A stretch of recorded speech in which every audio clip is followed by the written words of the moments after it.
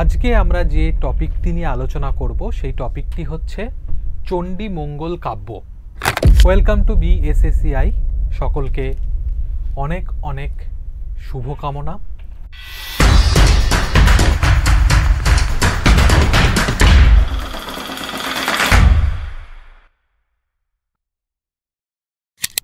চণ্ডীমঙ্গল কাব্য সম্পর্কিত আজকে আমরা একটা বিস্তারিত আলোচনা করব।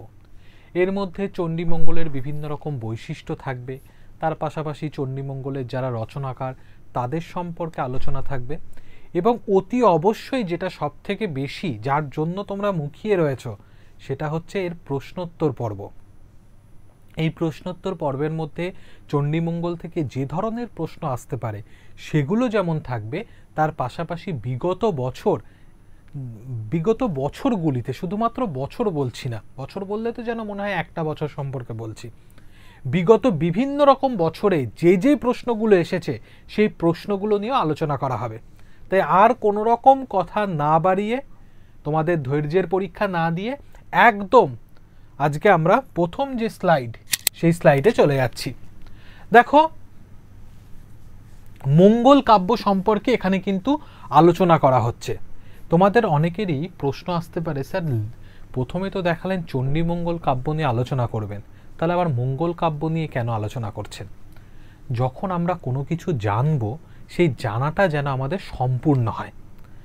কারণ তোমরা এমন একটা পরীক্ষায় বসতে চলেছ, নেট বা সেট, যেখানে কিন্তু তোমাদের ভেতর থেকে বহু খুঁটিয়ে প্রশ্ন আসে, এবং জানার বৃত্তটাও যদি তোমরা সম্পূর্ণ করতে চাও, সেখানেও কিন্তু তোমাদের মঙ্গল কাব্য কাকে বলে, কেন মঙ্গল কাব্য নাম, মঙ্গল কাব্যের বৈশিষ্ট্য কি, এগুলোও কিন্তু তোমাদের জানা অত্যন্ত গুরুত্বপূর্ণ। এখানে আমরা তাহলে কি জানব? এখানে আমরা জানবো এই যে খ্রিস্টীয় পঞ্চদশ শতাব্দীর শেষ ভাগ থেকে অষ্টাদশ শতাব্দীর শেষ ভাগ পর্যন্ত বিভিন্ন রকম যে পৌরাণিক, লৌকিক পৌরাণিক যে কাহিনী, যার মধ্যে দেবদেবীর পূজা প্রচার থাকতো, ভক্ত কাহিনী থাকতো, অর্থাৎ দেবদেবী কিভাবে সাধারণ মানুষকে রক্ষা করছে বিপদ থেকে, তাদের যে বিভিন্ন রকম অলৌকিক কার্যাবলী বা ক্ষমতা, তার বর্ণনা থাকতো। মানুষ বিপদে পড়লে দেবদেবীকে যে স্মরণ করত, এর কথাও কিন্তু থাকতো এই বিভিন্ন রকম মঙ্গল কাব্যের মধ্যে। সেটা চণ্ডীমঙ্গল হতে পারে, সেটা মনসামঙ্গল হতে পারে, সেটা ধর্মমঙ্গল হতে পারে। এগুলো মূলত ছিল প্রচারধর্মী। এবার প্রশ্ন, কিসের প্রচার? দেবীদের, দেবতা বা দেবীদের বা দেবদেবীদের যে মাহাত্ম্য, তার প্রচার করা। এগুলো ছিল আখ্যানমূলক কাব্য। আখ্যানমূলক কাব্য তোমরা মনসামঙ্গল, ধর্মমঙ্গল, চণ্ডীমঙ্গল, যে কোনো মঙ্গল কাব্যেই দেখতে পাবে যে ঘটনার ক্রমবিন্যাস রয়েছে, অর্থাৎ ঘটনার ক্রমবিন্যাস আখ্যায়িত রয়েছে। তাই এটাই কিন্তু আখ্যান কাব্য। একেই কিন্তু বাংলা সাহিত্যের ইতিহাসে মঙ্গল কাব্য বলছে। এর পরবর্তীতে আমরা দেখব যে চণ্ডীমঙ্গল কি। চণ্ডীমঙ্গল সম্পর্কে আলোচনা করতে গেলে আমাদের কিন্তু মঙ্গল কাব্যের কিছু বৈশিষ্ট্য সম্পর্কে আমাদের কিন্তু জানতে হবে। কি জানবো আমরা? মঙ্গল কাব্য নামকরণের তাৎপর্য। মঙ্গল শব্দটির অর্থ কল্যাণ, এটা আমরা সকলেই জানি। কোনো কিছু বিপদে পড়লে আমরা দেবদেবতাদের স্মরণ করি বা দেবদেবীদের স্মরণ করি। তাই মঙ্গল কাব্যের মাধ্যমে বা মঙ্গল কাব্য লিখলে, পড়লে বা শুনলে শ্রোতাদের বা পাঠকদের মঙ্গল হয়, তাই এই ধরনের নাম। অনেকে কিন্তু মঙ্গল কাব্যকে মনসা বা দেবী চণ্ডীর গান বা ভাসান রূপেও কিন্তু উল্লেখ করছে। মঙ্গল কাব্য যেহেতু এক মঙ্গলবার থেকে অন্য মঙ্গলবার পর্যন্ত গাওয়া হচ্ছে, তাই একে কিন্তু অষ্টমঙ্গলা, দেখো এক মঙ্গলবার থেকে আরেক মঙ্গলবার 8 দিন, তাই একে কিন্তু অষ্টমঙ্গলাও কিন্তু বলছে। মঙ্গলের আরেক নাম হচ্ছে রয়ানী। রয়ানী রজনীর অপভ্রংশজাত রূপ। রয়ানী শব্দের অর্থ হচ্ছে জাগরণ পালা, অর্থাৎ রাত জেগে গাওয়া হতো, তাই একে কিন্তু মঙ্গল কাব্য বলা হচ্ছে। তামিল ভাষায় মঙ্গল শব্দের অর্থ হচ্ছে বিবাহ। তাহলে আমরা মঙ্গল কাব্যের এত কিছু পেলাম। মঙ্গল কথাটির অর্থ কল্যাণ, মঙ্গল কাব্য লিখলে পড়লে মানুষজনের মঙ্গল হয়। এছাড়া মঙ্গল কাব্য এক মঙ্গলবার থেকে অন্য মঙ্গলবার পর্যন্ত গাওয়া হতো, তাই একে অষ্টমঙ্গলাও বলা হয়। আর মঙ্গল রয়ানী, যেটা রজনী শব্দের অপভ্রংশজাত রূপ, সেখান থেকে এসেছে। রয়ানী শব্দের অর্থ জাগরণ পালা। অন্যদিকে মঙ্গল এই তামিল অর্থ হচ্ছে বিবাহ। পরবর্তী স্লাইডে আমরা যদি দেখব মঙ্গল কাব্যের গঠন শৈলী। মঙ্গল কাব্যে প্রথমে থাকতো বন্দনা খণ্ড। বন্দনা খণ্ড বলতে যেখানে দেব দেবীদের বন্দনা করা হতো। তারপরেই থাকতো গ্রন্থ উৎপত্তির কারণ বা আত্মবিবরণী, অর্থাৎ যেখানে কিন্তু গ্রন্থটা কেন রচনাকার লিখছে তার বর্ণনা থাকতো, এবং রচনাকার তার নিজের জন্ম বৃত্তান্ত, নিজের বাবা মায়ের নাম, নিজের জন্মস্থান, নিজের জন্মসাল ইত্যাদি সম্পর্কে কিন্তু বলতেন। তারপরে থাকতো দেবখণ্ড, আর তারপরে থাকতো নরখণ্ড। এটা একটুখানি বোঝবার অংশ। স্বর্গের যারা নর্তক নর্তকী ছিল বা দেবদেবী ছিল, তারা অভিশাপগ্রস্ত হয়ে মর্তে আসতো। মর্তে এসে তারা কি হতো, তারা তখন কিন্তু এখানে মানব মানবী রূপে জন্মগ্রহণ করছে। আমরা যদি একটু ছবিতে এরকম দেখি, এখানে স্বর্গ রয়েছে, এখানে স্বর্গে দেব দেবী বা নর্তক নর্তকী রয়েছে। তারা অভিশাপগ্রস্ত হয়ে মর্তে আসছে, এসে মর্তের মানব মানবী রূপে কিন্তু জন্মগ্রহণ করছে। এই যে এতক্ষণ এই অংশটা যেখানে স্বর্গ রয়েছে, এই স্বর্গে কি হচ্ছে, তারা স্বর্গে যখন তারা থাকছে, দিয়ে তারা যখন অভিশাপগ্রস্ত হয়ে মর্তে আসছে, এই এতটুকুনি থাকছে এই দেবখণ্ডের মধ্যে। এইখানে আসা অবধি এইটুকুনি অংশ অবধি দিচ্ছে। তারপরে যখন ওরা এই মর্তে চলে আসছে, তারপরে কিন্তু নরখণ্ডের মধ্যে রয়েছে। অর্থাৎ নরখণ্ডে এই মানব মানবী রূপে জন্মগ্রহণের পর তারা যে বিভিন্ন রকম কার্যকলাপ করছে তার বিবরণ রয়েছে। এবার প্রশ্ন, এখানে কি কার্যকলাপ করছে? তাদের স্বর্গ থেকে অভিশাপ দিয়ে মর্তে পাঠানোর একটাই কারণ, বিভিন্ন রকম দেবদেবীর পূজা প্রচার করা। আমরা যে কোনো মঙ্গল কাব্যে দেখতে পারি যে সে চণ্ডী হোক, সে মনসা মঙ্গল হোক, সব জায়গায় কিন্তু আমরা যে বিভিন্ন রকম যে দেবদেবীর যে প্রচার, সে প্রচারটা কিন্তু তাদেরকে করতে হয়েছে। কারণ যে কোনো দেবদেবী পুজো পাওয়ার জন্য সেই সময় সমাজের যে উল্লেখযোগ্য ব্যক্তি, তার কাছ থেকে পূজা নেয়ার একটা রীতি প্রচলন ছিল। কারণ সমাজের কোনো উল্লেখযোগ্য ব্যক্তি যদি তাকে একবার পুজো করত, তাহলে সমাজের যে বাকি সাধারণ মানুষ তারাও কিন্তু সহজে সেই পূজাটা করত। এরপরে আমরা এখানে দেখব, এখানে ছন্দের মধ্যে মিশ্র কলাবৃত্ত ছন্দ, পয়ার ছন্দ, লঘু ত্রিপদী ছন্দ ইত্যাদির কিন্তু ব্যবহার রয়েছে। তারপরে আমরা দেখব এর বৈশিষ্ট্য কি। এর মধ্যে ভণিতা থাকতো। ভণিতা বলতে যখন কোনো কিছু সহজভাবে না বলে একটু ঘুরিয়ে বলা হতো। এর মধ্যে পাঁচালী রীতি থাকতো। এর মধ্যে থাকতো 12 মাস্যা। এবার প্রশ্ন, 12 মাস্যা কি? 12 মাস কোনো নারী কিভাবে সংসার চালায় তার বর্ণনা কিন্তু এই 12 মাস্যার মধ্যে থাকতো। এছাড়া নারীদের প্রতিনিন্দা থাকতো। কোনো নারী যখন কোনো একটা অনুষ্ঠানে যেত, তখন সে কি করত, তখন সে অন্যের পতির সাথে নিজের পতির তুলনা করত, এবং সেক্ষেত্রে নারীদের যে বিভিন্ন রকম দোষ ত্রুটিগুলো রয়েছে সেগুলো তারা বলতো। এটাই হচ্ছে নারীদের প্রতিনিন্দা। এছাড়া রন্ধন প্রণালী, বিভিন্ন রকম যে রান্না, তার বিভিন্ন রকম যে পদ বা কিভাবে রান্না হচ্ছে তার বর্ণনাও কিন্তু এর মধ্যে থাকতো। চৌতিসা অনেকটা স্তব গানের মতো, এখানে বিভিন্ন রকম প্রশংসা করা, কোনো কিছুর বর্ণনা করা এর মধ্যে থাকতো। এবং শেষে থাকতো অলৌকিকতা, অর্থাৎ দেবদেবীদের যে বিভিন্ন রকম অলৌকিক কার্যাবলী তার বিবরণ থাকতো এই অলৌকিকতা অংশের মধ্যে। তারপরে আমরা এখানে দেবদেবীর যে উৎপত্তি, আমরা আমাদের যে পাঠ্যসূচি, সেই পাঠ্যসূচিকে কেন্দ্র করে চণ্ডী সম্পর্কেই কিন্তু দেখব। বাকিগুলো একটু বলে দেবো অতি অবশ্যই।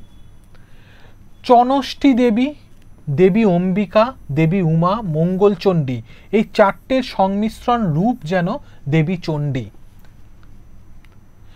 একইভাবে মনসার মধ্যে আমরা বিষহরী দেবী, পাশ্চাত্য দেবী মেডুসা এবং দাক্ষিণাত্যের দেবী মঞ্চামার প্রভাব দেখতে পাই।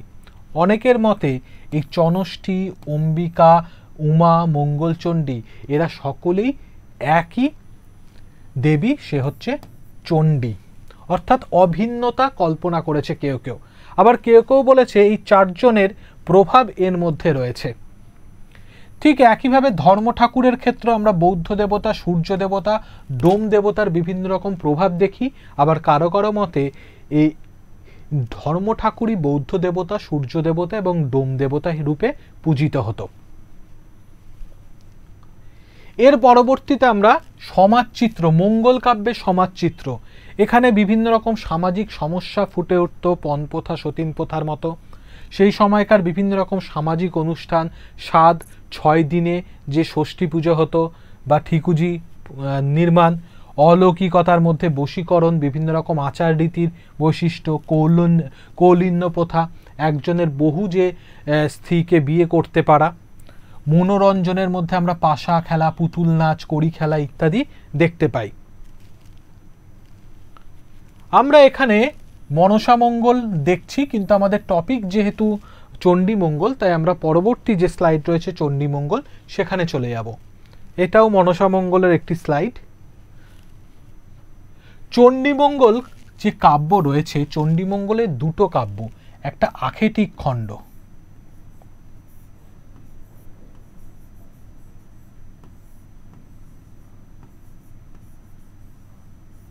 আর একটা হচ্ছে বণিক খণ্ড।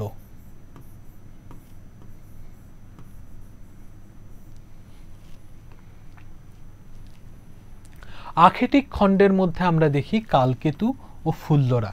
কালকেতু ও ফুল্লরা স্বর্গে ছিল, সেখান থেকে অভিশাপগ্রস্ত হয়ে মর্তে আসে এবং মর্তে কিন্তু কালকেতু একজন ব্যাধের পরিবারে জন্মগ্রহণ করে এবং সেখান থেকে ফুল্লরার সাথে তার বিবাহ, ফুল্লরা অতি কষ্টে সংসার চালাচ্ছে এবং একদিন গধিকা রূপে দেবী চণ্ডীকে কালকেতু তার সংসারে নিয়ে আসে এবং তারপর দেবী চণ্ডীর কৃপা লাভ করে এবং পরবর্তীতে মুরারিশীল, ভারুদত্তের মতো আমরা যে খল চরিত্র সেগুলোও কিন্তু এখানে দেখতে পাই এবং পরিশেষে বিভিন্ন রকম যে বাধা বিপত্তি কাটিয়ে দেবী চণ্ডীর আশীর্বাদে কিন্তু সকল কিছু আবার পুনরায় উদ্ধার করে কালকেতু এবং ফুল্লরা, এবং ভারুদত্ত মুরারিশীলের শাস্তিও কিন্তু আমরা এখানে দেখতে পাই। বণিক খণ্ডের মধ্যে আমরা ধনপতি খুল্লনা লহনার যে একটা আখ্যান সেটা কিন্তু এখানে দেখতে পাচ্ছি। ধনপতি একজন ব্যবসায়ী ছিল এবং খুল্লনা লহনার যে বিভিন্ন রকম উভয়ের মধ্যে যে একটা যে বিরোধ, সেই বিরোধেরও কিন্তু শেষমেশ নিষ্পত্তি ঘটছে। তাহলে এর দুটো কাহিনী রয়েছে, একটা আখেটিক খণ্ড, একটা বণিক খণ্ড।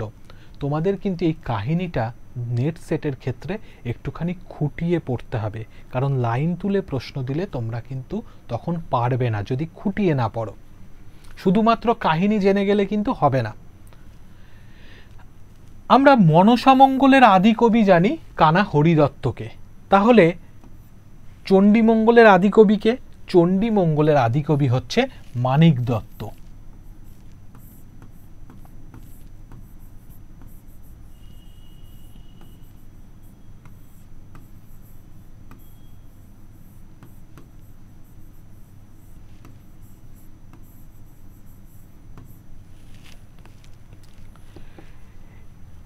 চণ্ডী মঙ্গলের আদি কবি কিন্তু মানিক দত্ত।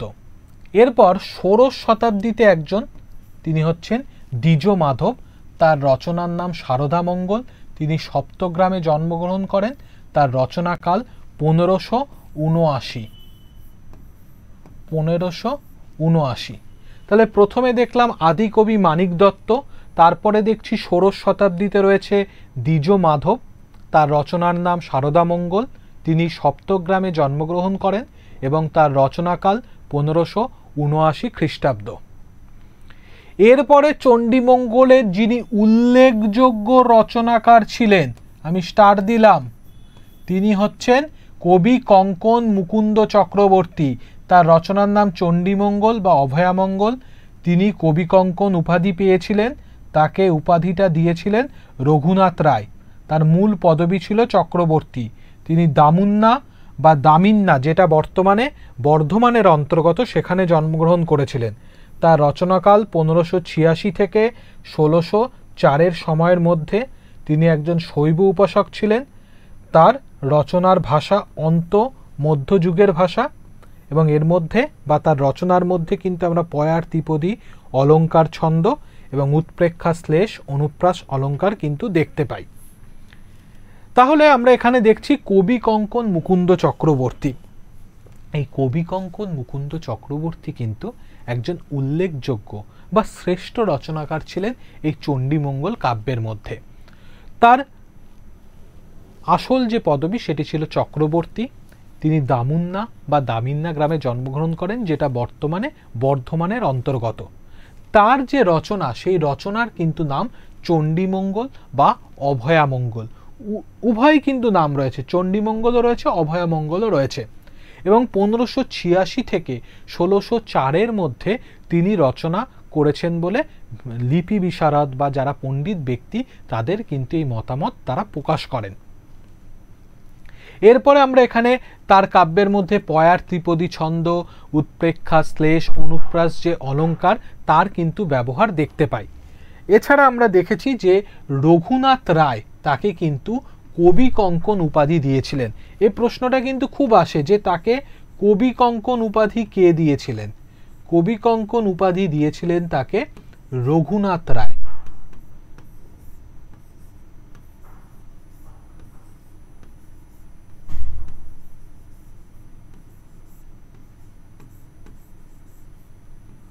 রঘুনাথ রায় কিন্তু তাকে কবিকঙ্কন উপাধি দিয়েছিলেন।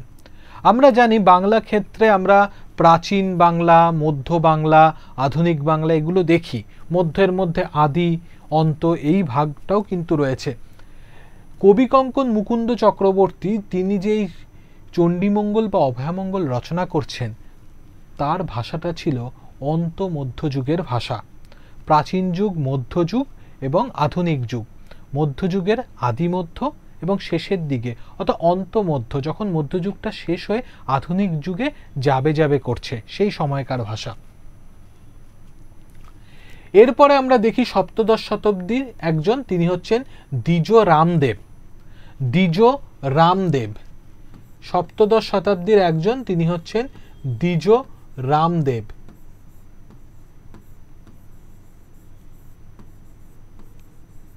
তার রচনার নাম সারদা চরিত।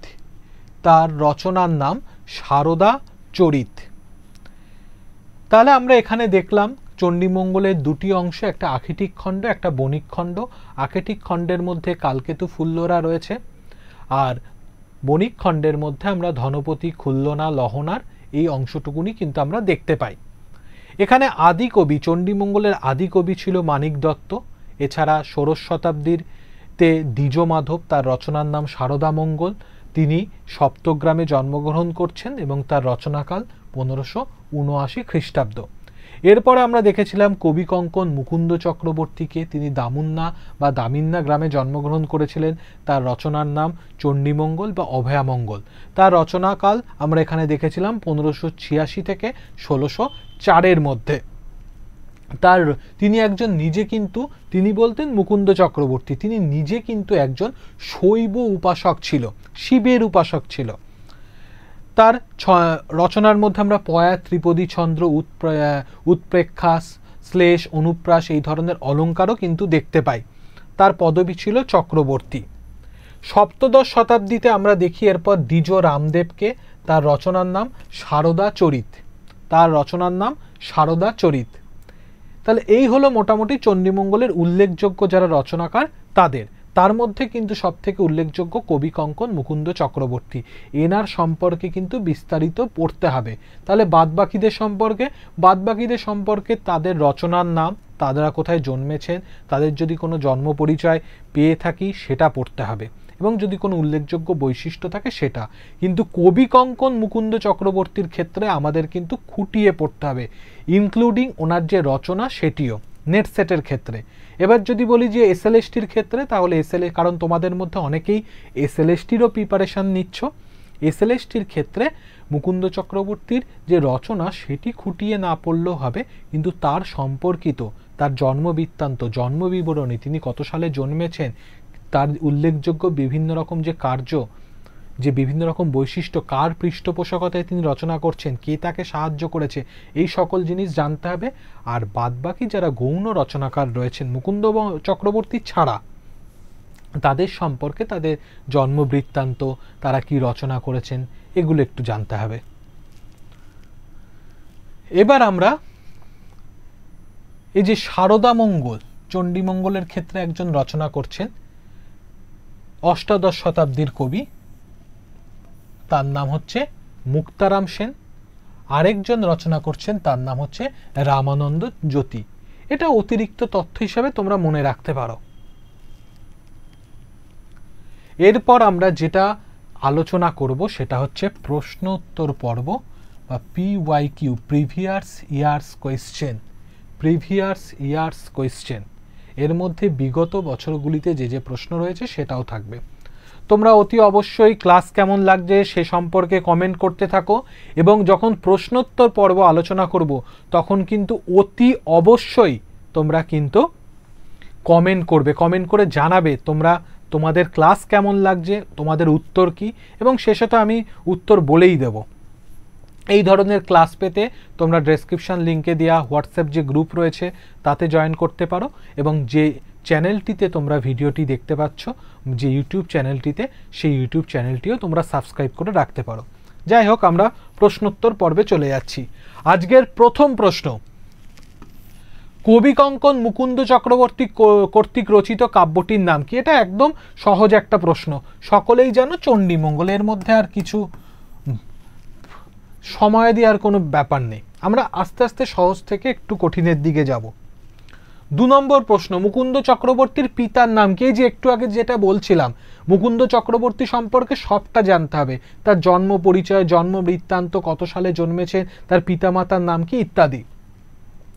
সঞ্জয় মিশ্র, বিজয় মিশ্র, হৃদয় মিশ্র, অজয় মিশ্র। তোমরা তোমাদের মতো করে চেষ্টা করো, আমি অতি অবশ্যই উত্তর বলে দেব।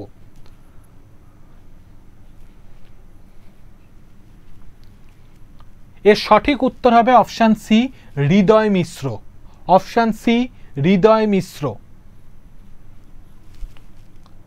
প্রশ্নের ক্ষেত্রে বলে রাখি, যে যে প্রশ্নগুলো শুধুমাত্র মুখস্থই করতে হবে, কোনো সাল তারিখ, পিতামাতার নাম, সেগুলোর ক্ষেত্রে অন্য অপশানগুলো কেন হবে না সেই সম্পর্কিত আলোচনা করার প্রয়োজন নেই বলে মনে করি।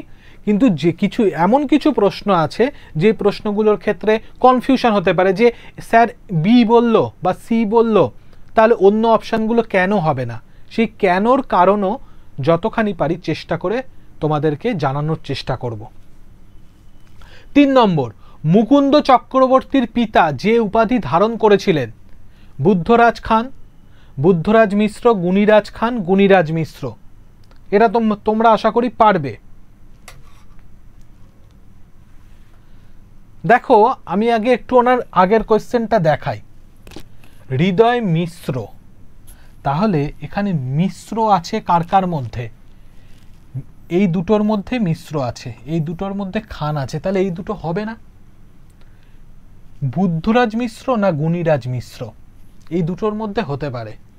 তোমরা মুকুন্দ চক্রবর্তীর যখন জন্ম পরিচয় পড়বে তখন এই অপশানটাই পাবে, তাহলে অপশান ডি সঠিক উত্তরের ক্ষেত্রে, গুণীরাজ মিশ্র। পরবর্তী প্রশ্ন, মুকুন্দ চক্রবর্তীর কুলগত পদবী কি ছিল?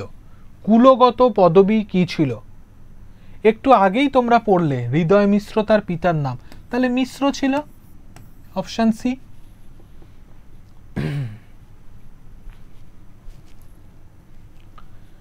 মুকুন্দ চক্রবর্তী যে গ্রামের বাসিন্দা ছিলেন, ফুলিয়া, দামুন্না, শক্তিগড় না খুলনা? আমি শুরুতেই বলে দিয়েছি, দামুন্না বা দামিন্না গ্রামে তিনি জন্মগ্রহণ করেছিলেন, তাহলে এক্ষেত্রে অপশন বি সঠিক উত্তর।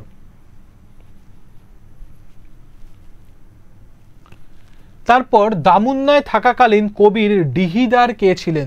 সেই সময় যে একটা বিশেষ অঞ্চল সেটা ডিহি বলা হতো, আর সেখানকার যিনি অধিকর্তা ছিলেন তাকে ডিহিদার বলা হতো। কে ছিলেন? সৈয়দ মোহাম্মদ হুসেন শাহ, সৈয়দ মির্জা, মাহমুদ শরীফ। তোমরা যখনই মুকুন্দ চক্রবর্তীর যে জন্ম বৃত্তান্ত সেটা যখন পড়বে তখন তোমরা কিন্তু দেখতে পাবে যে ডিহিডার মাহমুদ শরীফের কথা রয়েছে। ডিহিডার মাহমুদ শরীফ, যার অত্যাচার সহ্য করতে হয়েছিল।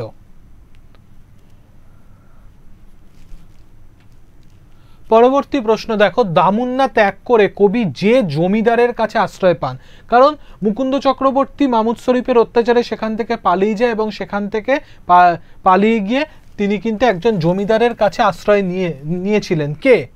মুর্শিদাবাদের বাঁকুড়া রায়, নোয়াখালীর বাঁকুড়া রায়, মেদিনীপুরের বাঁকুড়া রায়, না বরিশালের বাঁকুড়া রায়? তাহলে বাঁকুড়া রায় হবে, কিন্তু এই বাঁকুড়া রায় কোথাকার? মুর্শিদাবাদ, নোয়াখালী, মেদিনীপুর না বরিশাল? এটা হচ্ছে মেদিনীপুরের বাঁকুড়া রায়। এটা হচ্ছে সঠিক উত্তর, অপশন সি, মেদিনীপুরের বা মেদিনীপুরের বাঁকুড়া রায়। পরবর্তী দেখো, এই প্রশ্নটি কিন্তু জুন 2019-এ কিন্তু এসেছিল। মুকুন্দ চক্রবর্তী চণ্ডীমঙ্গলের কাব্যের পাঠ্য অংশ থেকে মন্তব্য ও তার সপক্ষে যুক্তি দেয়া হয়েছে। ওটা গেয়া হয়েছে হয়ে গেছে, ওটা দেয়া হয়েছে হবে, দেয়া হয়েছে। এই সংকেত থেকে তার শুদ্ধাশুদ্ধ বিচার করে সঠিক উত্তরটি নির্বাচন করো। মন্তব্য বলা হচ্ছে, এমন বলিয়া সাধু করে আত্মঘাতী, অজয়ের জলে ঝাঁপ দিল ধনপতি, যেইক্ষণে সদাগর ঝাঁপ দিল নীরে, আকাশ ভাঙিয়া পড়ে শ্রীমন্তের শিরে। আর যুক্তিতে বলা হচ্ছে, শ্রীমন্ত চিন্তিল চণ্ডীর চরণ, বিষম সংকটে মাতা করহ রক্ষণ। এখানে সংকেতে কি বলা হচ্ছে? মন্তব্য যুক্তি দুই শুদ্ধ। খতে বলা হচ্ছে মন্তব্য অশুদ্ধ কিন্তু যুক্তি শুদ্ধ। গতে বলা হচ্ছে মন্তব্য যুক্তি দুই অশুদ্ধ, আর ঘতে বলা হচ্ছে মন্তব্য শুদ্ধ কিন্তু যুক্তি অশুদ্ধ। কোন উত্তরটা হতে পারে? তোমরা তোমাদের মতো করে চেষ্টা করো। প্রশ্নের ধরন দেখে নিশ্চয়ই তোমরা বুঝতে পারছো কতখানি খুঁটিয়ে টেক্সট পড়তে হবে।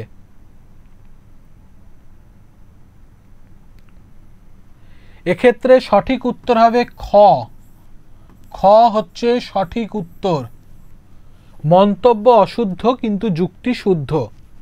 মন্তব্য অশুদ্ধ কিন্তু যুক্তি শুদ্ধ। শ্রীমন্ত চিন্তিল চণ্ডীর চরণ, বিষম সংকটে মাথা করহ রক্ষণ। এটা ঠিক আছে যুক্তিটা, যে শ্রীমন্ত চণ্ডীর চরণ চিন্তা করলো এবং যে বিষম সংকট উপস্থিত হয়েছে সেখানে মাতাকে বা চণ্ডী মাতাকে রক্ষা করতে বলছে।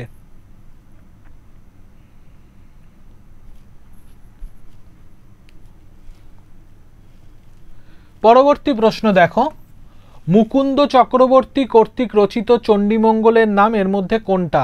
অরণ্যমঙ্গল, অন্নদামঙ্গল না অভয়ামঙ্গল, নাকি তিনটেই ঠিক?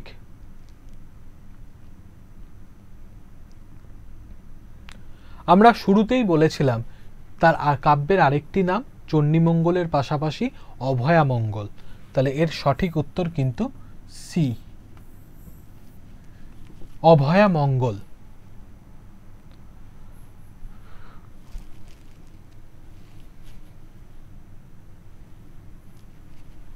আমরা 23 নম্বর যে প্রশ্ন রয়েছে সেই 23 নম্বর প্রশ্নটা কিন্তু দেখতে পাবো। 23 নম্বর প্রশ্নে কি রয়েছে? এই 23 বলছি, আমরা 10 নম্বর যে প্রশ্ন রয়েছে, 9 নম্বর অবধি আলোচনা করেছি, আমরা 10 নম্বর যে প্রশ্ন রয়েছে সেটা দেখতে পাবো।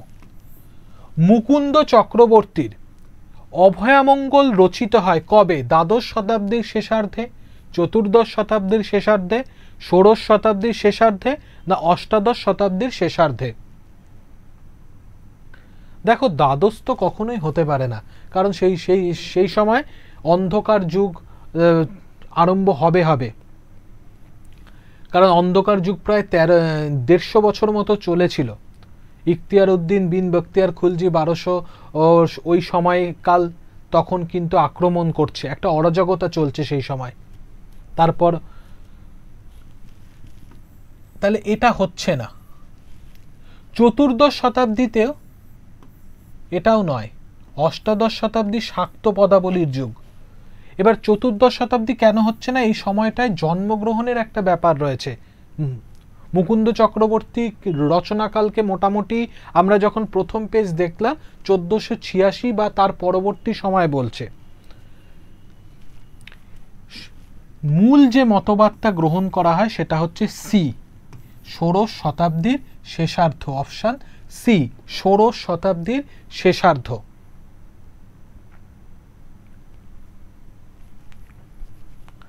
পরবর্তী যে প্রশ্ন, অভয়মঙ্গল কাব্যটির মোট খণ্ড সংখ্যা কয়টি? আমরা একটু আগেই দেখলাম একটা আখেটিক খণ্ড, একটা বণিক খণ্ড। তাহলে খণ্ড সংখ্যা চণ্ডীমঙ্গলের 2টি, এক্ষেত্রেও 2টি। চণ্ডীমঙ্গলের 2টি, তাহলে এক্ষেত্রেও 2টি।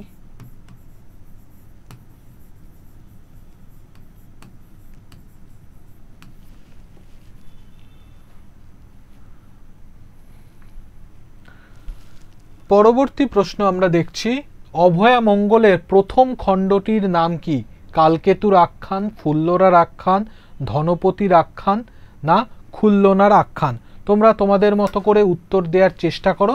আমি অতি অবশ্যই তোমাদের কিন্তু যে সঠিক উত্তর সেটা যেরকম বলে দিচ্ছি সেটা বলে দেবো, কিন্তু তোমরা তোমাদের মতো চেষ্টা করো এবং কমেন্টে লেখো কোন উত্তরটি হতে পারে। আমরা প্রথমেই দেখেছিলাম আখেটিক খণ্ডে কালকেতুর আখ্যান, ধনপতি, খুল্লনা এগুলো তো বণিক খণ্ডের অংশ, দ্বিতীয় খণ্ড। আর কালকেতু ফুল্লরা উভয় আখেটিক খণ্ডে রয়েছে প্রথম খণ্ডে, কিন্তু সূচনাটা হয়েছে কালকেতুকে দিয়ে।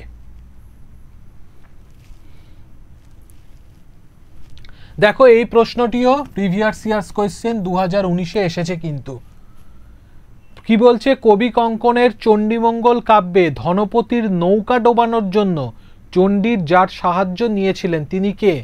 বাঙাল মাঝি, পবন, হনুমান না শিব?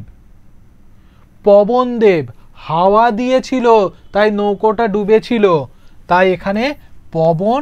খ সঠিক উত্তর, খ।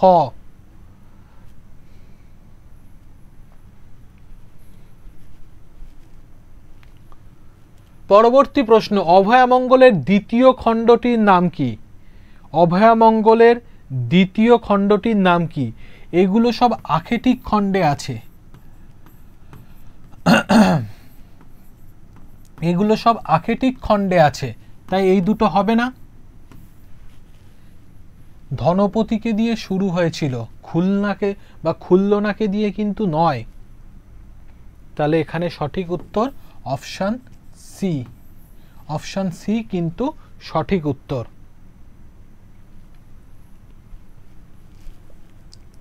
পরবর্তী প্রশ্ন, মুকুন্দ চক্রবর্তীর গ্রাম্য পেশা কি ছিল?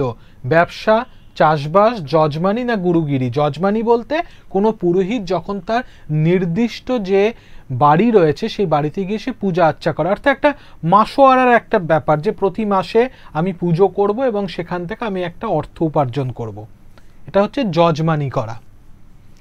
ব্যবসা, চাষবাস, যজমানি না গুরুগিরি? মুকুন্দ চক্রবর্তীর গ্রাম্য পেশা কিন্তু ছিল যজমানি, বাড়ি বাড়ি গিয়ে পূজা করত। পরবর্তী প্রশ্ন, যার পৃষ্ঠপোষকতায় মুকুন্দ চক্রবর্তী অভয়ামঙ্গল রচনা করে কে? রামনাথ দাস, রঘুনাথ দাস, রামানন্দ দাস, বাঁকুড়া দাস? এখানে কিন্তু বাঁকুড়া দাস, ডি, এটা কিন্তু সঠিক উত্তর হবে।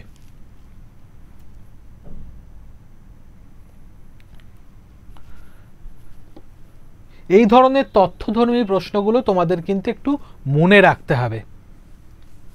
অভয়মঙ্গল রচনা করা কবি কতদিন রচনা করতে, কবির যা সময় লাগে, এটা রচনা করতে হবে,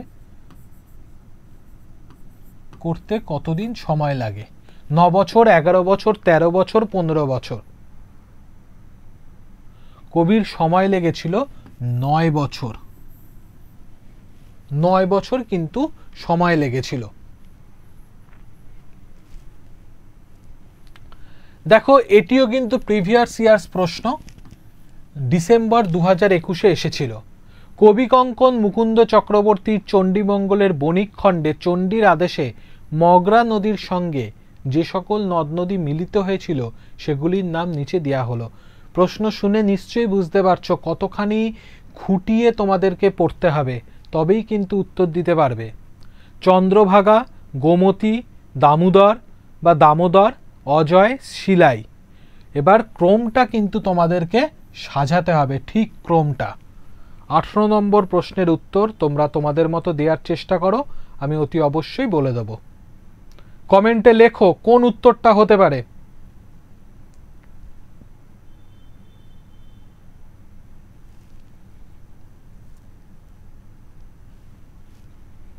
সঠিক উত্তর বলে দিচ্ছি, 1 নম্বর, অর্থাৎ সি এটা 1, তারপরে ই এটা 2, তারপরে এ এটা 3, তারপরে ডি এটা 4 আর বি এটা 5। তাহলে প্রথমে হচ্ছে কে? প্রথমে হচ্ছে দামোদর, তারপরে শিলাই,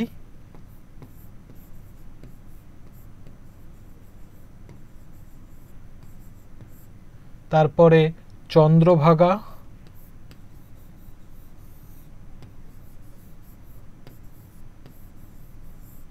তারপরে অজয়,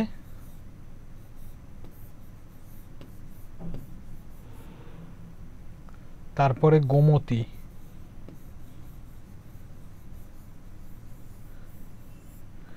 দামোদর, শিলাই, চন্দ্রভাগা, অজয়, গোমতী, এইভাবে কিন্তু ক্রমটা হবে।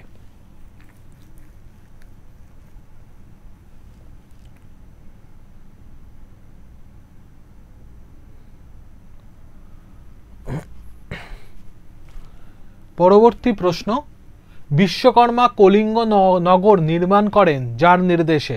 লক্ষ্মী, সরস্বতী, শ্যামা, পার্বতী। লক্ষ্মী, সরস্বতী, শ্যামা, পার্বতী।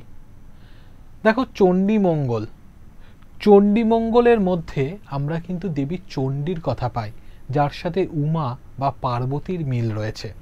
তাহলে এখানে লক্ষ্মী, সরস্বতী, শ্যামা এই তিনটেই হবে না? পার্বতী সঠিক উত্তর। পরবর্তী প্রশ্ন আমরা দেখব, কালকেতু মর্তে জন্মগ্রহণ করার পূর্বে যে শাপভ্রষ্ট দেবতা ছিলেন? অর্থাৎ আমরা পড়েছি যে কোনো মঙ্গল কাব্যে দুটো খণ্ড থাকে, একটা দেবখণ্ড, একটা নরখণ্ড। তাহলে এখানে কালকেতু স্বর্গে কোন শাপভ্রষ্ট দেবতা ছিলেন? পীতাম্বর, নীলাম্বর, অম্বর, মালাধর। 20 নম্বর প্রশ্নের উত্তর নীলাম্বর। কালকেতু ছিল নীলাম্বর, আর ফুল্লরার নাম ছিল ছায়া।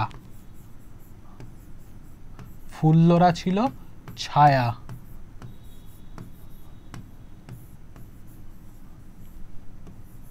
ফুল্লরা ছিল ছায়া। পরবর্তী প্রশ্ন, এই যে বলেই দিয়েছে এখানে ফুল্লরা ছায়া, একটু আগেই যেটা বললাম তোমাদেরকে। 21 নম্বর প্রশ্ন,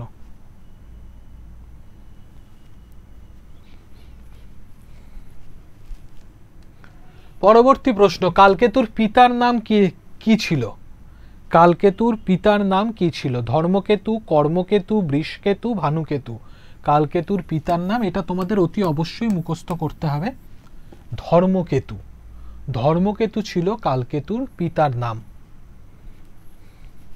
ধর্মকেতুর ঘরেই কিন্তু কালকেতুর জন্ম হয়েছিল। এই প্রশ্নটি কিন্তু ডিসেম্বর 2021-এ এসেছিল। ডিসেম্বর 2021-এ এসেছিল। কবি কঙ্কন মুকুন্দ চক্রবর্তীর চণ্ডীমঙ্গলের বণিক খণ্ডে চণ্ডীর আদেশে মগরা নদীর সঙ্গে যে সকল নদ নদী মিলিত হয়েছিল সেগুলির নাম। দেখো একটু আগে একটা দেখলাম, আবার এখানেও কিন্তু আরেকটা এরকম আমরা দেখতে পাচ্ছি। সঠিক ক্রমটা কিন্তু সাজাতে হবে।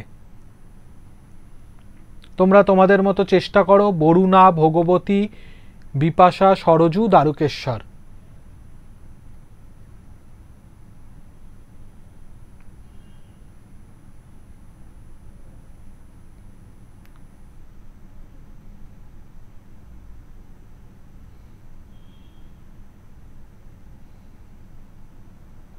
বেশ, আমি সঠিক উত্তরটি বলে দিচ্ছি।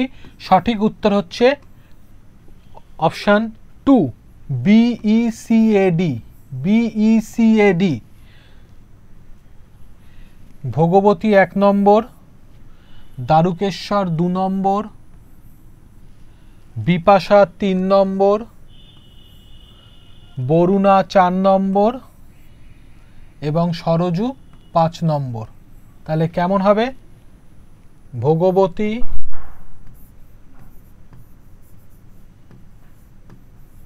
দ্বারকেশ্বর,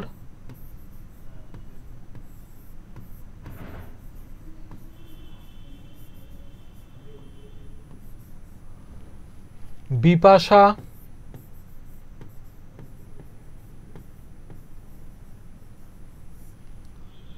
বরুণা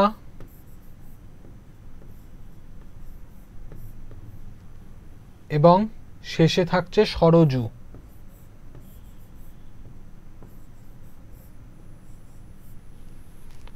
এই হচ্ছে সঠিক ক্রম।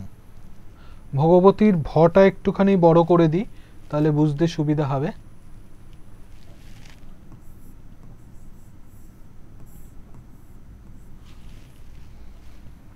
তাহলে আমরা এখানে 23 নম্বর প্রশ্নের যে সিরিয়াল সেটা দেখতে পাচ্ছি। ভগবতী, দ্বারকেশ্বর, বিপাশা, বরুণা এবং সরজু। এর পরবর্তী প্রশ্নে এবার আমরা যাব। পরবর্তী প্রশ্ন দেখো, ফুল্লরার পিতার নাম কি? ধর্মকেতু, জয়কেতু, বৃষকেতু, সঞ্জয়কেতু। আমরা সকলেই জানি ফুল্লরার পিতার নাম।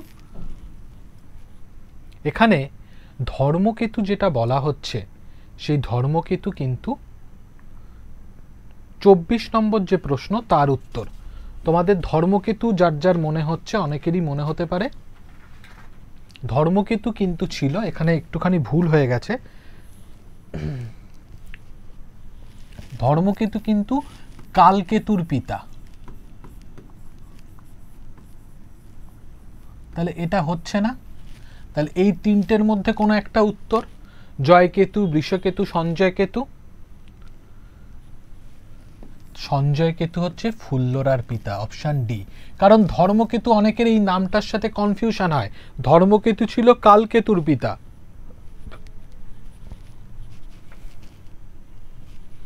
পরবর্তী প্রশ্ন, শয়ন করিতে তারে দিহ ঢেকি সালে।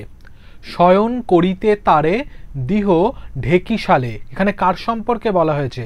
খুল্লনা, লহনা, দুর্বলা না লীলাবতী? দেখো নিশ্চয়ই তোমরা বুঝতে পারছো যে কিভাবে লাইন তুলে প্রশ্ন দেয়। তাই লাইন তুলে প্রশ্নগুলোর উত্তর দিতে গেলে তোমাদের কিন্তু অতি অবশ্যই পাঠ্যটি খুব ভালো করে পড়তে হবে।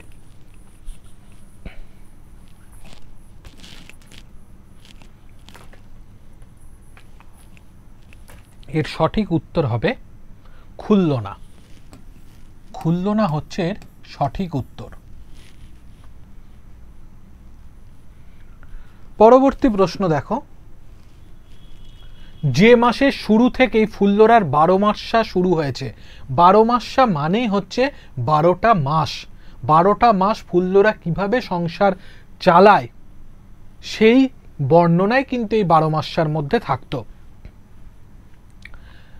বৈশাখ, জ্যৈষ্ঠ, আষাঢ়, শ্রাবণ। বৈশাখ মাস দিয়েই শুরু, বৈশাখ মাসটাই উত্তর। এই প্রশ্নটা খুব ইম্পর্টেন্ট একটা প্রশ্ন, খুব ইম্পর্টেন্ট একটা প্রশ্ন। পরবর্তী প্রশ্ন, কালকেতু দেবী চণ্ডীর কাছ থেকে যত ঘড়া ধন পেয়েছিল, কয় ঘড়া ধন পেয়েছিল? 7 ঘড়া ধন পেয়েছিল। 7 ঘড়া ধন পেয়েছিল। কলিঙ্গ ত্যাগ করে গুজরাট নগরে বাস করবার স্বপ্নাদেশ দেবী চণ্ডী যাকে দেন সে কে? ভারুদত্ত, কালকেতু, বুলান মণ্ডল না কুশল মণ্ডল? 28 নম্বর প্রশ্নের উত্তর ভারুদত্ত নয়, ভারুদত্ত ছিল খল চরিত্র। কালকেতু তো গুজরাট নগর পত্তনি করেছিল।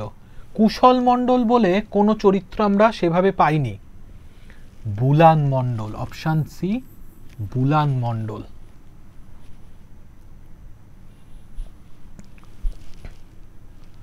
পরবর্তী প্রশ্ন, ভারুদত্তের ছোট ভাইয়ের নাম কি?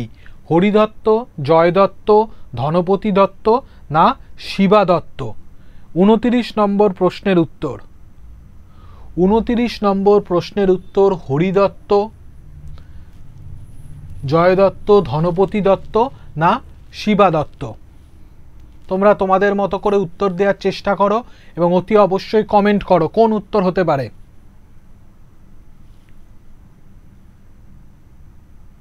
এক্ষেত্রে সঠিক উত্তর অপশন ডি, শিবা দত্ত। মূল পাঠ্যাংশটি পাঠ করলে তবেই কিন্তু এই ধরনের প্রশ্নের উত্তর তোমরা করতে পারবে। পরবর্তী প্রশ্ন দেখো, খুল্লনার মায়ের নাম কি? অমলা, রম্ভাবতী, পদ্মাবতী না মদন মঞ্জুরি? এই চরিত্রের নাম তোমাদেরকে জানতে গেলে তোমাদের কিন্তু অতি অবশ্যই যেটা করতে হবে, পাঠ্যটি খুঁটিয়ে পড়তে হবে। এখানে সঠিক উত্তর অপশন বি, রম্ভাবতী। পরবর্তী প্রশ্ন, কালকেতু তার নগরে যেদিকে কায়স্থদের বসতি করতে দিয়েছিলেন, পূর্ব, পশ্চিম, উত্তর না দক্ষিণ? কালকেতু তার নগরের যেদিকে কায়স্থদের বসতি করতে দিয়েছিলেন, 31 নম্বর প্রশ্ন, অর্থাৎ দক্ষিণ দিক।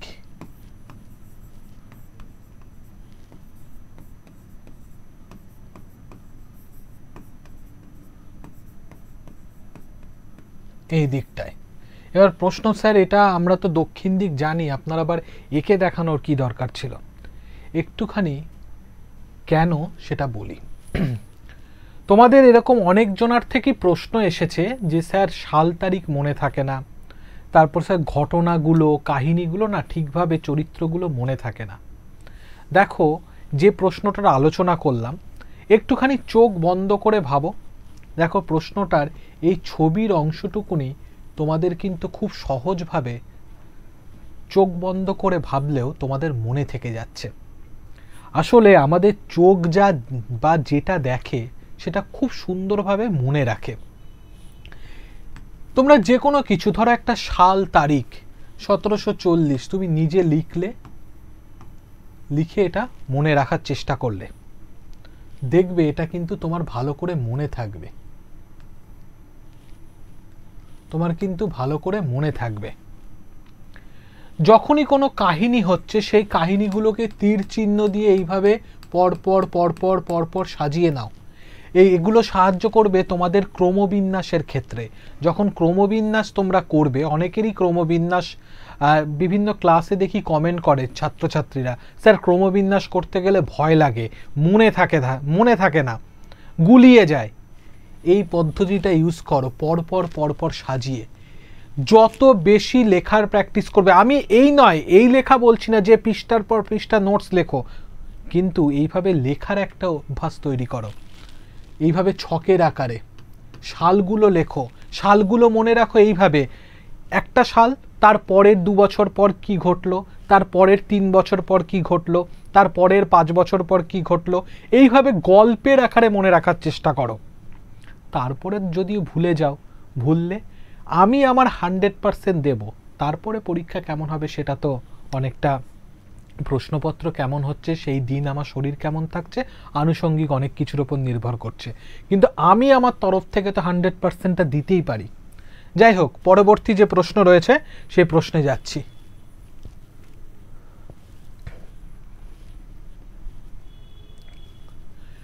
মুরারি শিলের হিসেব অনুযায়ী কালকেতুর আংটির দাম কত?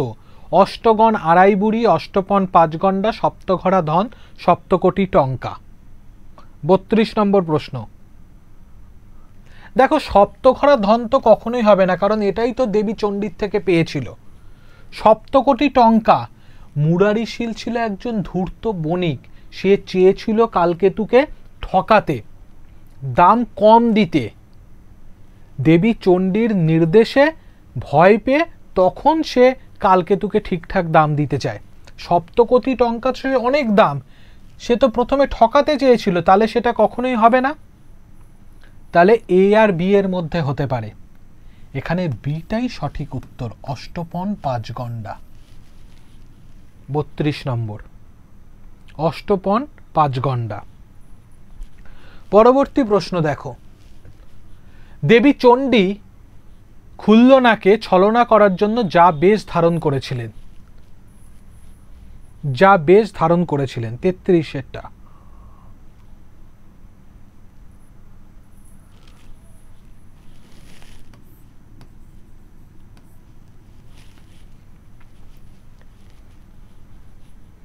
সঠিক উত্তর রম্ভাবতী, সঠিক উত্তর রম্ভাবতী। পরবর্তী প্রশ্ন, খুল্লনার সতীনের নাম কি? লহনা, ফুল্লরা, অমলা, কমলা। আমরা যে বণিকখণ্ড পেয়েছিলাম, সেই বণিকখণ্ডে আমরা যেমন আমরা চণ্ডীমঙ্গলে 2টো খণ্ড পাই,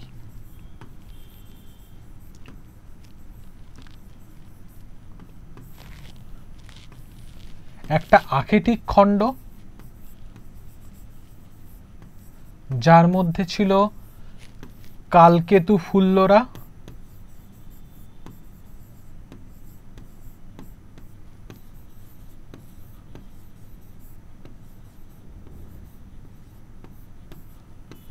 আর একটা পাই বণিক খণ্ড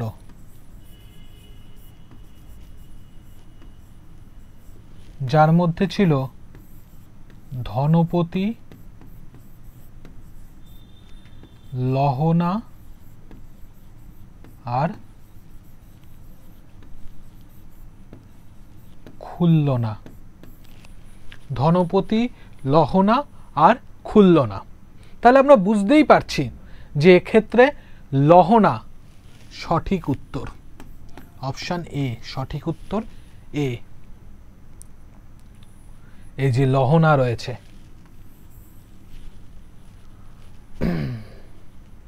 পরবর্তী প্রশ্ন, চাঁচর চিকুর ছান্দে, টালিয়া করবি বান্ধে, বেরি নব মালতীর ফুলে, সরস কুসুম ছাড়ি, ভ্রময়ে করবি বেরি, মধু লোভে মত্ত অলিকুলে। চণ্ডীমঙ্গলের বণিকখণ্ড অবলম্বনে যার রূপ বর্ণিত হয়েছে এখানে কে? এটি ফেব্রুয়ারি 2023-এ কিন্তু এসেছিল, এটি কিন্তু বিগত বছরে কিন্তু এই প্রশ্নটি এসেছিল। 35 নম্বর প্রশ্নের উত্তর দেখো, কমলে কামিনী এই দৃশ্যটা দেবী চণ্ডী দেখিয়েছিল তার অলৌকিক ক্ষমতা, এটা হচ্ছে না, এটা দেবী চণ্ডীর। সুশীলা এই চরিত্রটি নয়, আমরা মূল চরিত্র বণিকখণ্ডের দেখি খুল্লনা আর লহনার মধ্যে। বেশিরভাগ ক্ষেত্রে এই দুটোর মধ্যে কিন্তু কনফিউশন তৈরি হয়। এখানে কিন্তু সঠিক উত্তর খুল্লনা, খ, খ হচ্ছে সঠিক উত্তর। পরবর্তী প্রশ্ন, আনিয়াছে তোর স্বামী বান্ধি নিজ গুণে। 36 নম্বর, কালকেতু, ভারুদত্ত, চণ্ডী, ফুল্লরা।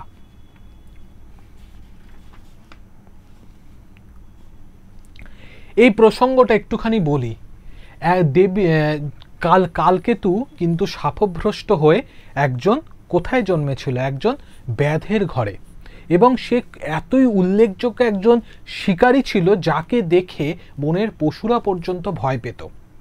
তা একদিন দেবী চণ্ডী কালকেতুকে ছলনা করার জন্য কি হয়েছিল, গধিকার ছদ্মবেশ ধরে কালকেতুর সাথে কালকেতুর বাড়ি এসেছিল, এবং তারপরে কালকেতু চলে গেলে সে কিন্তু একটা রমণীর রূপ ধারণ করে এবং ফুল্লরাকে বলে যে আমি তোমার সতীন, আমাকে তোমার স্বামী কিন্তু এখানে নিয়ে এসেছে। তখন কিন্তু এই লাইনটি ব্যবহৃত হয়েছে যে আনিয়াছে তোর স্বামী বান্ধি নিজ গুণে। গুণ বলতে ওই আর কি যে শিকারের যে অংশ, সেই অংশটাকে বোঝানো হয়েছে। শিকারের যে ধনুকের যে ছিলা, সেই ছিলাটাকে বোঝানো হয়েছে।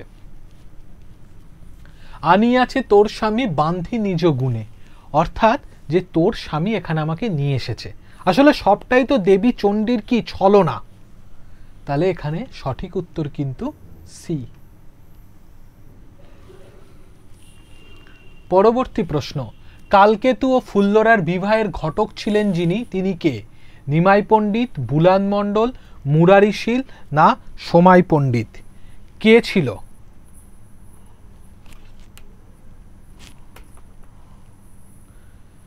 কে ছিল? 37 নম্বর প্রশ্নের উত্তর। তোমরা তোমাদের মতো কমেন্ট করে উত্তর দেওয়ার চেষ্টা করো।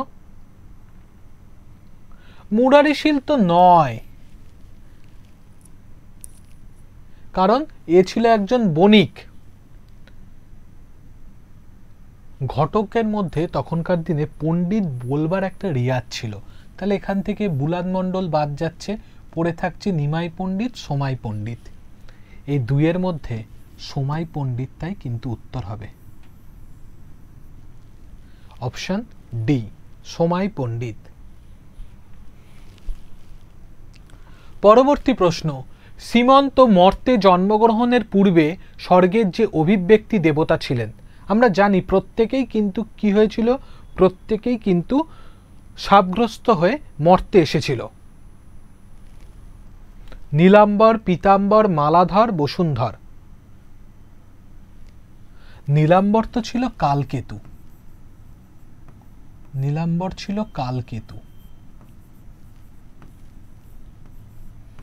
তাহলে এক্ষেত্রে সঠিক উত্তর option C, Maladhar. Option C, Maladhar. পরবর্তী দেখো, এটি একটি তালিকা বা স্তম্ভ মেলানো। এটা কিন্তু একটা প্রিভিয়াস ইয়ার্স প্রশ্ন, ফেব্রুয়ারি 2023-এর। চণ্ডীমঙ্গলের বণিকখণ্ড অনুসরণে দেবী চণ্ডীকে যারা যে যে অস্ত্র প্রদান করেছিলেন তা নিচে যথাক্রমে প্রথম ও দ্বিতীয় তালিকায় দেয়া হলো। বিশ্বকর্মা, জলেশ্বর, ধাতা, দক্ষ, অম্বুবতী। তালিকা দ্বিতীয়তে রয়েছে অক্ষয়মালা, নাগপাশ, শঙ্খ, টাঙ্গি, কমণ্ডল। এর মধ্যে কোন অপশনটা হতে পারে বলে তোমাদের মনে হচ্ছে?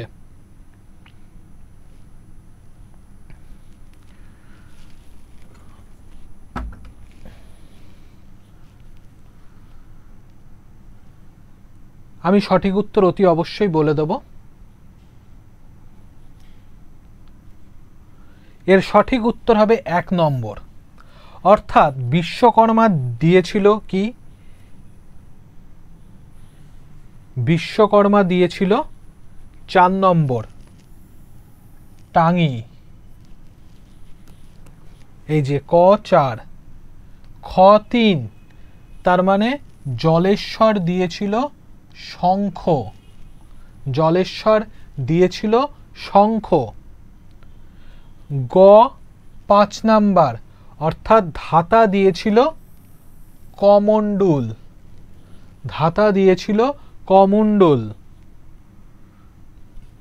ঘ 1, অর্থাৎ দক্ষ দিয়েছিল অক্ষয়মালা, দক্ষ দিয়েছিল অক্ষয়মালা। আর অম্বুবতী সে দিয়েছিল 2 নাম্বার, অর্থাৎ নাগপাশ। নাগপাশ।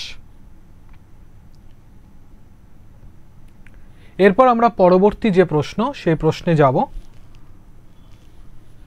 অভয়ামঙ্গল কাব্যে জয়াবতী যে নগরের রাজকন্যা ছিল, আনন্দনগর, উজানিনগর, কলিঙ্গনগর না রামনগর? 40 নম্বর প্রশ্ন। তোমরা তোমাদের মতো করে উত্তর দেওয়ার চেষ্টা করো, প্রশ্ন নাম্বার লিখে তোমরা কমেন্ট করো কোন উত্তরটা হতে পারে, ঝটপট করে কমেন্ট করো। আর সাথে সাথে জানাও ক্লাস কেমন লাগছে। এর সঠিক উত্তর বি, উজানিনগর। সঠিক উত্তর বি, উজানিনগর। পরবর্তী স্লাইডে আমরা যাব। অভয়ামঙ্গলে যে কৃষককে নাম উল্লেখ করা হয়েছে, যে কৃষকের নাম উল্লেখ করা হয়েছে, যে কৃষকের নাম উল্লেখ করা হয়েছে সে কে? পরাণ মণ্ডল, বুলান মণ্ডল, মুরারিশীল না রামাকৈবর্ত? মুরারিশীল একজন বণিক ছিল বা ব্যবসায়ী, ধূর্ত ব্যবসায়ী। এটা তো কখনোই হবে না। বাকি দেখো তিনটের মধ্যে কোনটা হতে পারে।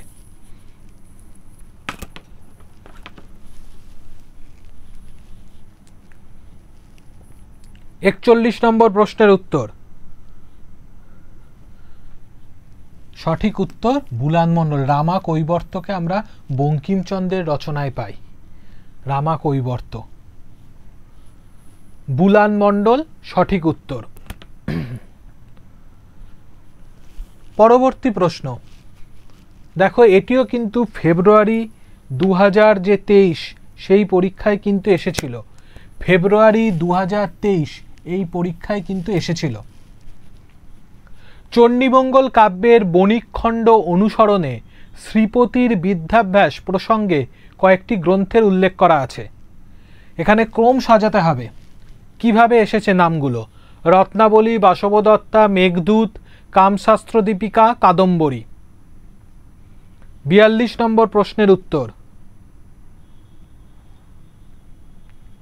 তোমরা তোমাদের মতো চেষ্টা করো, আমি অতি অবশ্যই উত্তরটা বলে দেব।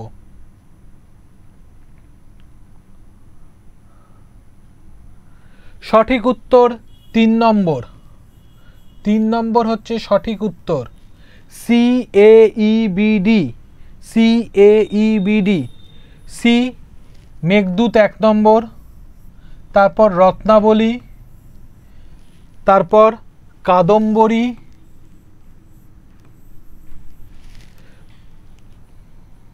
তারপরে বাসবদত্তা এবং শেষে কামশাস্ত্র দীপিকা। প্রথমে মেঘদূত, তারপর রত্নাবলী, তারপর কাদম্বরী, তারপরে বাসবদত্তা এবং শেষে কামশাস্ত্র দীপিকা। পরবর্তী প্রশ্ন। অভয়ামঙ্গল কাব্যে গায়েন ছিলেন যিনি, অর্থাৎ যিনি গান গাইতেন, তিনি কে ছিলেন?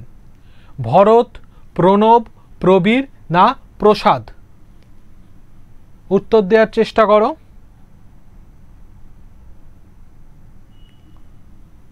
এখানে সঠিক উত্তর হচ্ছে প্রসাদ। অপশান ডি কিন্তু সঠিক উত্তর। দেখো কতখানি ভেতর থেকে প্রশ্ন দিচ্ছে, খুঁটিয়ে প্রশ্ন দিচ্ছে। যত তোমরা খুঁটিয়ে পড়বে তত কিন্তু সঠিক উত্তরটা দিতে পারবে তোমরা।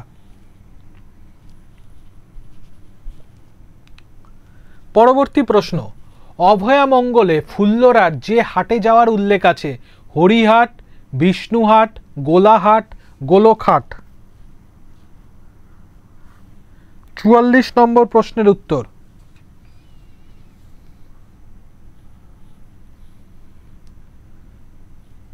Option C Golahat. Option C Golahat. পরবর্তী প্রশ্ন দেখো, এটি জুন 2023 পরীক্ষায় এসেছে এই প্রশ্নটি।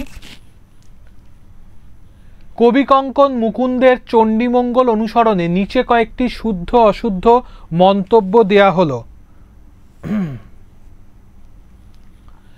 দৈবজ্ঞর গণনা অনুযায়ী শ্রবণা ফাল্গুনীতে দক্ষিণ দিকে যাত্রা নিষেধ ছিল। চলিলেন সদাগর দুঃখে কৌতূহলী, বামে করিবর দেখে দক্ষিণে শ্রীগালী। ধনপতির যাত্রাপথে করিবর ও শ্রীগালী দর্শনের কথা বলেছিলেন কবি।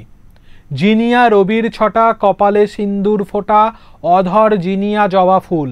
কবি কমলে কামিনীর রূপ বর্ণনা প্রসঙ্গে কথা বলেছিলেন।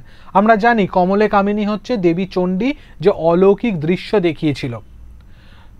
ডিতে দেখছি ধনপতির পিতা জয়পতির গোত্র দুর্বারিষি ও মাতামহ সোমচন্দ্রের গোত্র কৌশিকী। আর ইতে যে যুদ্ধে চণ্ডনাদ চণ্ডিকা ছাড়েন চণ্ডবাণে, সেই যুদ্ধে পাঞ্চজন্য শঙ্খ বাজিয়েছিলেন বৈষ্ণবী এবং শিঙা বাজিয়েছিলেন শাম্ভবী। প্রদত্ত সংকেতে যে বিকল্পটিতে সবকটি মন্তব্য শুদ্ধ, সেটি কি? এডিই, না এসিডি, না বিসিই, না সিডিই? এখানে শুদ্ধ কোন তিনটি? তোমরা তোমাদের মতো করে উত্তর দেওয়ার চেষ্টা করো, আমি অতি অবশ্যই তারপর বলে দেব। ৪৫ নম্বর প্রশ্ন।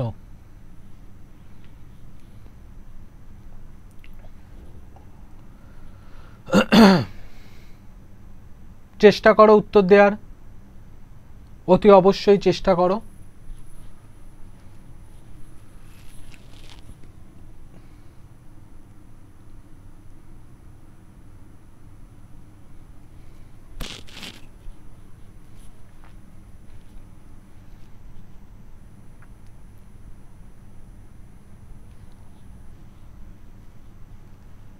এর সঠিক উত্তর হবে এডিই, অর্থাৎ এইটা সঠিক, এটা সঠিক, এইটা সঠিক, এই দুটো কিন্তু ভুল।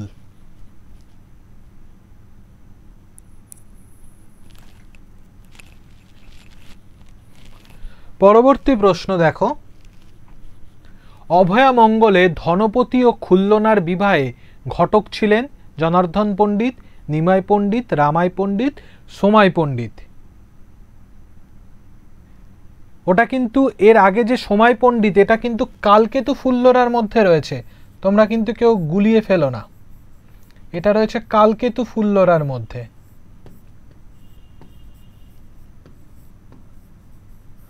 তোমাদের অনেকেরই কনফিউশন তৈরি হতে পারে সোমাই পণ্ডিতকে নিয়ে, কিন্তু এটা কালকেতু ফুল্লরার মধ্যে রয়েছে। এক্ষেত্রে সঠিক উত্তর option A, Janardan Pandit. Option A, Janardan Pandit. পরবর্তী প্রশ্ন দেখো। অভয়ামঙ্গলে খুল্লনার যে ছাগলটি হারিয়েছিল, উর্বশী, সর্বশী, প্রিয়ংবদা, না লহনা?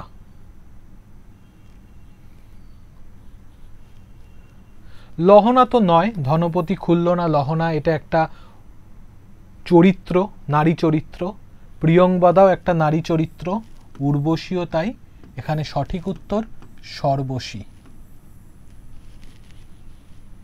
৪৭ নম্বর। পরবর্তী আমরা ৪৮ নম্বর প্রশ্ন দেখব। এটিও দেখো প্রিভিয়াস ইয়ার্স ডিসেম্বর ২০২৩ এসেছিল। বলছে কবি মুকুন্দের চণ্ডীমঙ্গল অনুসরণে শিবের পারিজাতমালা গ্রহণের জন্য গুহ গণেশের কন্দল ও সমাধানকল্পে তীর্থভ্রমণের নিদানে গুহ যে যে তীর্থে গিয়েছিলেন সেগুলির নাম নিচে দেয়া হলো। দেখো ক্রম বিন্যাস করতে হবে পরপর আর কি। দক্ষিণ প্রয়াগ, নীলাচল, তমুলুপ্ত, মথুরা, ত্রিবেণী। ৪৮ নম্বর প্রশ্নের উত্তর তোমরা তোমাদের মতো চেষ্টা করো, আমি তারপর অতি অবশ্যই বলে দেব। ৪৮ নম্বর প্রশ্নের উত্তর হবে ২ নম্বর, CAEBD। ২ নম্বরে কি? প্রথমে সি, এটা তাম্রলুপ্ত ১ নম্বর, তারপরে এ দক্ষিণ প্রয়াগ ২ নম্বর, তারপরে ই ত্রিবেণী ৩ নম্বর, নীলাচল ৪ নম্বর এবং মথুরা ৫ নম্বর।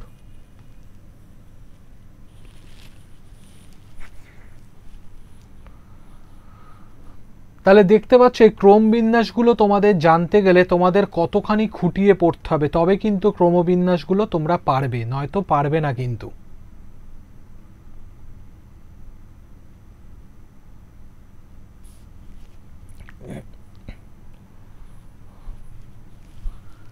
পরবর্তী প্রশ্ন দেখো, অভয় মঙ্গলে কালকেতু গুজরাট নগরে মুসলমান প্রজাদের জন্য যেদিকে বসতি স্থাপন করেছিলেন।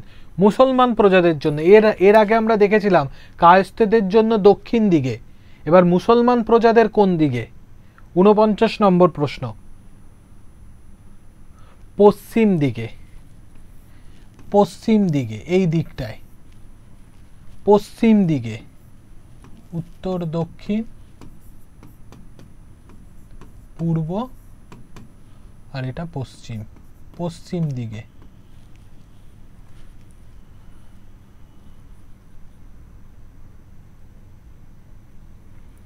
পরবর্তী প্রশ্ন, এটাও দেখো জুন 2024 এই পরীক্ষায় কিন্তু এসেছিল। মুকুন্দ চক্রবর্তী চণ্ডীমঙ্গলের বণিক খণ্ড থেকে কিছু কাব্যচরণ এখানে উদ্ধৃত করা হলো, যেমন ধনপতি পূজা দিয়া পাইল বহু ধন, ছলিব সাধুরে আজি মগরার জলে, ডিঙার ধাইনি পাইল কোঙর নগর, অজয় নদীর জলে করেন বেহার, সুর নদীর জলে সাধু করিল গণ্ডুস। ক্রম অনুযায়ী তোমাদেরকে এখানে সাজাতে হবে, এই যে ক্রমানুসারে। EBDCA না DECBA না BEACD না EDBCA, তোমাদেরকে ক্রম অনুযায়ী সাজাতে হবে।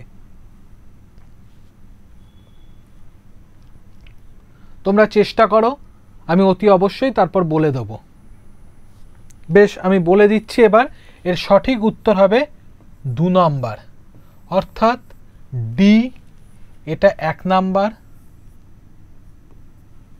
তারপর ই, এটা 2 নাম্বার, তারপরে সি, এটা 3 নাম্বার, তারপরে বি, এটা 4 নাম্বার, আর এ 5 নাম্বার। প্রথমে অজয় নদীর জলে করেন বেহার, তারপর সুর নদীর জলে সাধু করিল গণ্ডুস, তারপর ডিঙার ধাইনি পাইল কোঙর নগর, তারপর ছলিব সাধুরে আজি মগরার জলে, এবং শেষে ধনপতি পূজা দিয়া পাইল বহু ধন।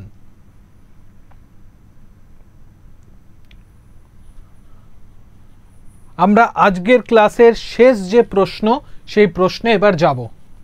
আজকের ক্লাসের শেষ যে প্রশ্ন, সেই প্রশ্নে যাব এবার।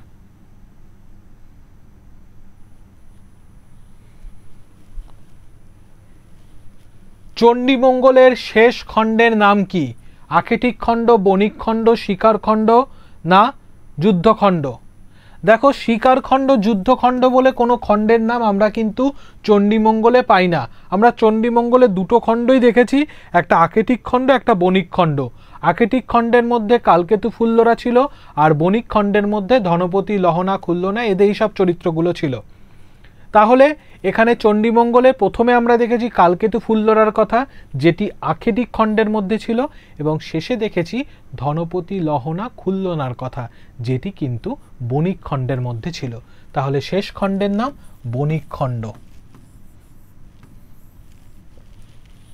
শেষ খণ্ডের নাম বণিক খণ্ড। অতি অবশ্যই আজকের ক্লাসটি তোমাদেরকে প্রথমেই ধন্যবাদ জানাবো, এরকম সুন্দর ধৈর্য সহকারে ক্লাসটি করার জন্য। তবে শেষে তোমাদের কয়েকটি কথা বলবো, তারপরে আজকের ক্লাসটি আমরা শেষ করব। প্রথমেই বলি যে কোনো পরীক্ষার জন্য তোমরা যখন প্রস্তুত হবে, সেই পরীক্ষার বিগত বছরের যে প্রশ্নগুলো, সেগুলো দেখে কিন্তু তোমরা ধারণা তৈরি করবে। যেমন আজকে বহু বিগত বছরের প্রশ্ন নিয়ে আলোচনা করা হলো, যেগুলোর মাধ্যমে তোমরা কিন্তু খুব সহজেই বুঝতে পারবে যে কিভাবে তোমাদের কিন্তু তৈরি হতে হবে। নেট সেটের ক্ষেত্রে তোমাদের কতখানি খুঁটিয়ে পড়তে হবে আজকে এই ক্রমানুসার যে প্রশ্নগুলো, সেগুলো দেখে বুঝতে পেরেছো। সেখানে দেখেছো তোমরা কতখানি লাইন তুলে তুলে প্রশ্ন দেয়। এছাড়া এসএলএসটির ক্ষেত্রে কিন্তু এরকম ক্রম অনুযায়ী প্রশ্ন সাধারণত কম থাকার সম্ভাবনা, এবং খুব যে ভেতর থেকে দেবে এতটাও কিন্তু নয়। সাল তারিখ কিভাবে মনে রাখবে, লেখা কিভাবে প্র্যাকটিস করবে, আজকে কিন্তু ক্লাসে সে আলোচনাগুলো ইতিমধ্যে করে ফেলেছি। এই ধরনের বিভিন্ন রকম ক্লাস তোমরা অতি অবশ্যই পাবে এবং এই ক্লাসগুলো সম্পর্কিত তথ্য আরও পেতে ডেসক্রিপশানে দেওয়া যে হোয়াটসঅ্যাপ গ্রুপ সেখানে জয়েন হতে পারো এবং এই চ্যানেলটিও তোমরা সাবস্ক্রাইব করে রেখে দিতে পারো। কিন্তু এরপর তোমাদের আর একটা কি দুটো কথা বলে আমি আজকে শেষ করব, সেটা হচ্ছে লেখার অভ্যাস কিন্তু তোমাদের সকলকে আনতে হবে, কারণ লেখার অভ্যাসের মধ্যে দিয়ে কিন্তু যে রিভিশনটা সেটা কিন্তু অনেক সহজতর হয়ে যাবে। হ্যাঁ, প্রথমবার একটা পড়া তৈরি করতে একটু বেশি সময় লাগবে বটে, কিন্তু দেখবে রিভিশনগুলোতে কিন্তু সেই সময়গুলো অনেক কম হয়ে গেছে এবং তোমার যে প্রিপারেশানটা সেটা কিন্তু খুব খুব স্ট্রং প্রিপারেশান হবে। যাই হোক, তোমাদেরকে আবারও শেষে অসংখ্য ধন্যবাদ ধৈর্য সহকারে ক্লাসটি করবার জন্য। তোমাদের জন্য অসংখ্য শুভকামনা রইল। থ্যাংক ইউ সকলকে। আজকের ক্লাসটি এখানেই শেষ করলাম।